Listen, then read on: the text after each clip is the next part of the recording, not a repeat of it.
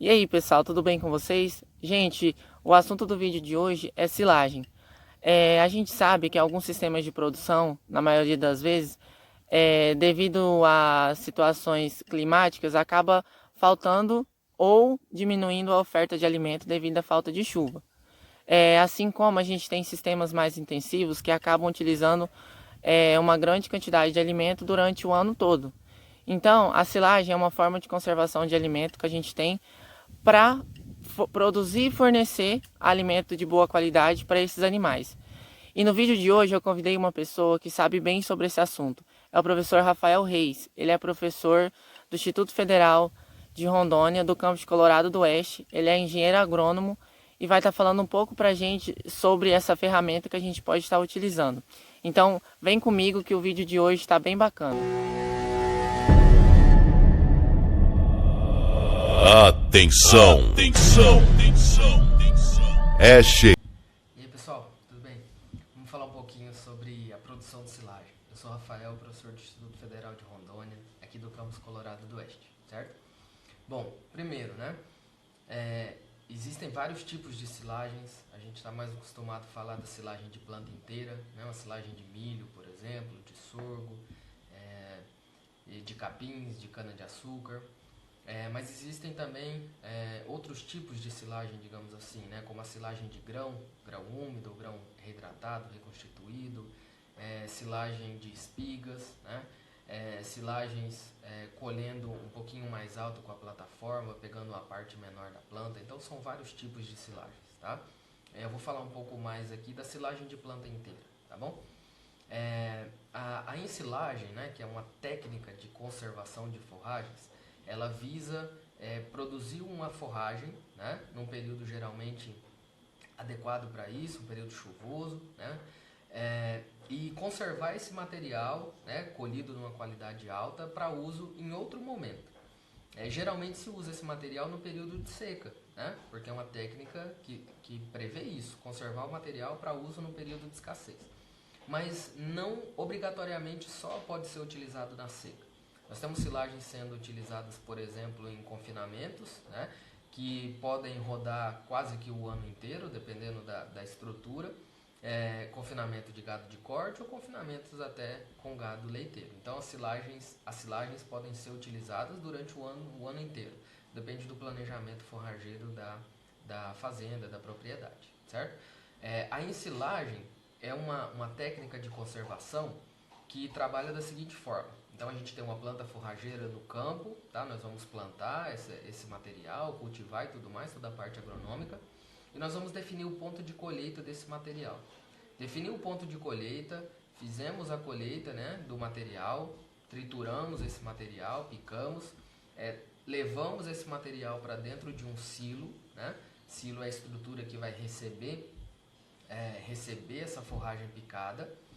Essa forragem tem que ser compactada dentro do silo, depois vedado, né? O silo é vedado, fica por um tempo, né? E depois a gente abre esse silo e fornece a silagem para os animais. Então essas são as etapas do processo. Por que dessas etapas? Então o processo de ensilagem ele trabalha, né, com a conservação por meio de fermentação anaeróbia lática, ou seja, uma fermentação num ambiente com ausência de oxigênio, e algumas bactérias vão produzir vários tipos de ácidos orgânicos, principalmente o ácido lático, que é um ácido que atua como um agente conservante dentro do silo para conservar o material que a gente colocou lá dentro.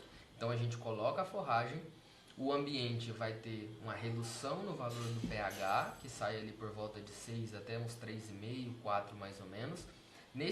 Essa redução acontece pela intensa produção de ácidos orgânicos. E esse ambiente, quando chega nessa faixa de pH, um ambiente ácido, ele fica estável, porque os micro-organismos que poderiam deteriorar aquele material, eles são meio que inativados nessa faixa de pH, tá? Feito isso, o material que está ali dentro, ele se conserva, ele fica conservado. Depois, quando a gente vai abrir o silo novamente para fornecer a silagem para os animais, esse material que estava no ambiente anaeróbio, ele é exposto novamente ao oxigênio. Então, esse material tem que ter uma certa estabilidade em aerobiose, né? O que é isso? é a gente abrir o silo, expor essa silagem ao ar para o consumo dos animais, e ele tem que ficar um tempo, né? Algumas horas, sem ter um aquecimento, sem ter a proliferação de muitos micro-organismos ali para que os animais consigam consumir, tá bom? Alguns cuidados a gente tem que tomar para que a gente tenha sucesso nessa técnica. É uma técnica de conservação.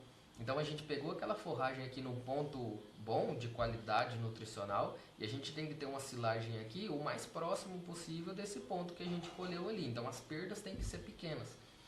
A gente começa a evitar essas perdas quando a gente escolhe a forrageira adequada. Milho e sorgo são as forrageiras mais adequadas para esse processo. A gente pode fazer silagens de capins, de capim-elefante, de cana-de-açúcar, boas silagens também, tomando alguns cuidados, né? O que tem que ter nessa planta forrageira quando a gente vai ensilar? Ela tem que ter uma porcentagem de matéria seca certinha ali, por isso que a definição do ponto de colheita é um dos fatores primordiais no processo.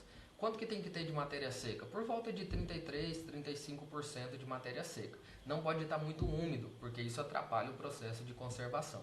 No milho, por exemplo, a gente colhe, né, a planta para silagem de planta inteira, quando ele está no estádio R5, estádio farináceo. Então tem bastante amido já acumulado no grão, a planta não está muito úmida e tem muitos carboidratos solúveis ou carboidratos que são passíveis de fermentação dentro do silo, tá? E esse material também não pode ter uma alta capacidade tamponante, ele não pode ficar resistindo à queda do pH. O pH tem que cair, o ambiente tem que ficar ácido o mais rápido possível, certo? Feito isso, definido o ponto de colheita, a gente tem que ter cuidado na picagem do material. Picar esse material em partículas aí de 1,5 cm, 2 centímetros, né? Para que a compactação dentro do silo seja adequada. Então a gente trabalha com ponto de colheita, picagem do material e compactação, né? Peso de máquina, né? Em cima dessa forragem compactando e tempo dentro do silo, de forma que a gente consiga ter uma boa compactação e expulsar o máximo do ar, né? Do oxigênio que está ali dentro, para que quando a gente faça a vedação fique pouquíssimo oxigênio lá dentro. Por quê? Depois que a gente fez a vedação, esse material vai entrar ele precisa passar pelas fermentações anaeróbias. Então aquele ar que ficou lá dentro, ele tem que ser consumido e quanto mais ar fica, pior é para o processo, certo? Depois que expulsou todo o ar, né, que gastou todo o ar, aí vão acontecer as fermentações anaeróbias, né, os ácidos orgânicos vão ser produzidos para o material ser conservado, tá bom? Então bastante cuidado no ponto de colheita, bastante cuidado na picagem, compactação e na vedação, né? Hoje em dia nós temos tecnologias com barreiras, né, filmes plásticos, são barreiras de oxigênio para evitar a entrada de ar novamente dentro do silo, vedar bem o silo, proteger para que não tenha nenhuma perfuração e entre ar novamente. Depois disso, né, a gente pode abrir o silo e fornecer a silagem para os animais, né? Quanto tempo? 30 dias já poderia abrir. A gente tem visto hoje que por volta de 60 dias é mais interessante para ter uma maior degradação do amido, degradação ruminal do amido, aproveitar melhor o amido, né? Então, por volta de 60 dias abrir o silo e fornecer para os animais consumirem. Quanto que os animais consomem? Depende, é muito variável. A gente tem sistemas com vacas leiteiras, né, consumindo na seca, por exemplo, até 30, 40 quilos de silagem por dia, porque ela pode ser o único volumoso da dieta, né? A gente tem sistemas de confinamento de gado de corte com animais consumindo 8, 10 quilos de silagem por dia, porque eles têm uma alta carga de concentrado. Então, depende muito, tá? O que fica bem claro é que é um alimento bem aceito pelos animais. Se bem produzido, as perdas são pequenas, então recupera-se muito da matéria seca que foi ensilada, né? E é um tipo de alimento que se encaixa muito bem em vários tipos de propriedades, né? Otimiza o uso da mão de obra, conserva um alimento com a qualidade nutricional alta, uma aceitação pelos animais muito boa também, tá? Então, é uma técnica bem interessante e é importante essas ações para difusão dessa tecnologia cada vez mais, tá bom? A gente tem um canal no YouTube, se chama Projeto em Silagem, e tem várias outras questões que envolvem a produção de silagem ainda, né, que a gente precisa discutir, e a gente está à disposição de vocês quando quiserem, né, conversar, trocar uma ideia, tá bom?